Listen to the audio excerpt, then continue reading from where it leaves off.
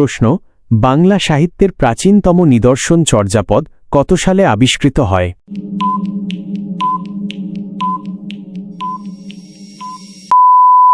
উত্তর হল 1907 সালে।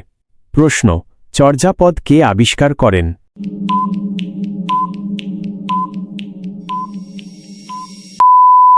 উত্তর হল হরপ্রসাদ শাস্ত্রী। প্রশ্ন, চর্যাপদ কোন ধর্মাবলম্বীদের সাহিত্য?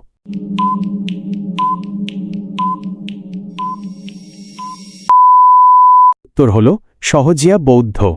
প্রশ্ন, চর্যাপদ কোথায় আবিষ্কৃত হয়?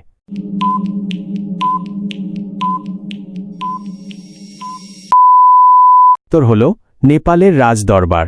প্রশ্ন, চর্যাপদের সবচেয়ে বেশি পদ কে রচনা করেছেন? উত্তর হল কাহুপা।